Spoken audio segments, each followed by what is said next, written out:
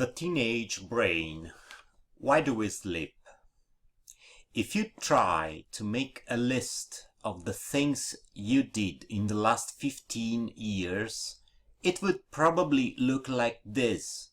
3 years in junior high, 20 months with your boyfriend, a year of study in Italy. Forgetting anything? As a matter of fact, you are leaving out the one thing that you spend the most time doing: sleep. This major time consumer took about 5 years from the past 15. While adults spend about 1/3 of their time sleeping, babies and toddlers sleep away half of their early childhood. It cannot be the terrible waste of time that it seems, or can it be? Embarrassingly, scientists still cannot persuasively point out the biological function of sleep. Sex, eating, and sleeping constitute the triad of basic impulses of human beings. Yet, while the functions of the first two have been obvious for millennia, it is not clear why we crave to spend 1/3 of our life in bed. Over the past decade, new findings that may lead to the resolution of this conundrum have been accumulating.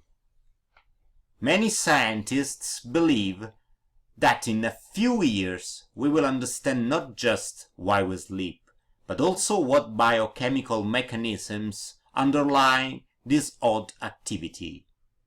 The brain, during sleep, may review and sort the knowledge that it has encountered during the day. The first few hints for the function of sleep came from observations of animals. All mammals sleep, as do birds and even bees. One theory suggests that sleep is a simple protection mechanism, a way to keep animals quiet and still, so that they attract less attention and thus are less noticeable to predators. This stillness is particularly important where the animal is most vulnerable, which for many animals is during the dark of night. But comparing sleep patterns of different species suggests that this may be too simplistic an explanation. Opossum, for example, sleep up to 20 hours a day. Giraffes, on the other hand, spend no more than 20 minutes a day sleeping, and don't even bother to recline their cumbersome bodies. Dolphins and whales also spend a very short time sleeping, and continue to swim even as they catch their Z's. Some scientists even claim that dolphins let only half of their brain sleep at a time. This diversity of sleeping patterns implies that sleep is more than just a way of keeping animals quiet. There must be another explanation. Clearly, sleep is an opportunity to rest.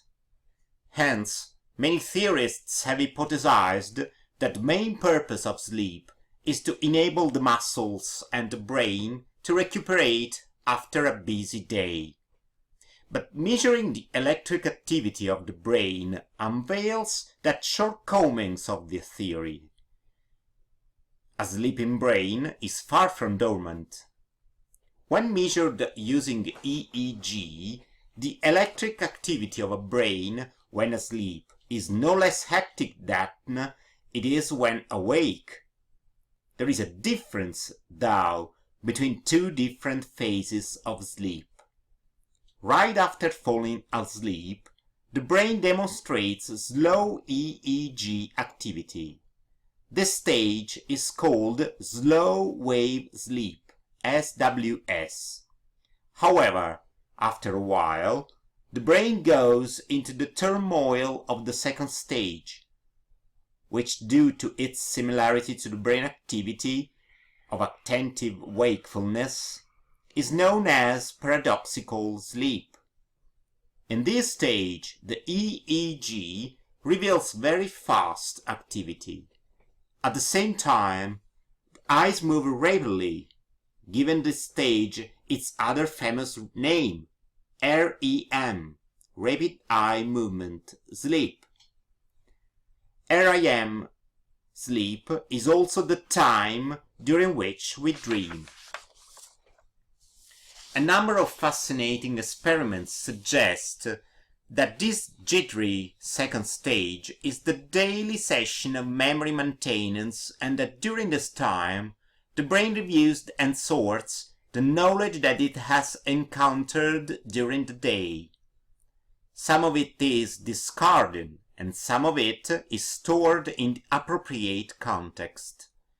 According to the theory, sleep is required for learning and memory. In a few experiments, rats were trained to find their way through a maze, while electrodes were recording the activity of their brain. When the rats fell asleep, the brain started to behave oddly. In light of difficulties of getting a clear verbal description from the rats regarding their dreams, we can rely only on the pattern of their brain activity. The rat's brain activity during sleep was highly similar to the activity during the training. The brain seemed to reconstruct the experience of the day. In their dreams, the rats were again chasing the cheese through the maze. Other experiments supplied more direct evidence that sleep is crucial for learning. Human subjects were trained to identify letters that appeared for a blink of an eye on a computer screen. Then, half of the subjects were sent home to sleep, while the other half were deprived of sleep for the entire night, and only then went home to rest. 2 days later, when all the subjects were already rested and refreshed, the scientists checked their ability to read the flashing letters. None of the participants were tired, and yet the people who went to sleep right after the training performed much better than the ones who went to sleep a day later. This suggests that the night sleep immediately after the activity was crucial for gaining the most from the training session. Without it, the training was much less effective. The fact that during their formative years of childhood and adolescence, people sleep much more than during their adulthood also supports the view that sleeping plays a role in learning. Yet, some scientists claim that this evidence is still weak, and more importantly, that other experiments yield contradicting results. Therefore, they argue, declaring that the mystery of sleep is resolved, and that the main function of sleep is to enhance learning, would be premature. Only future research can decide this debate.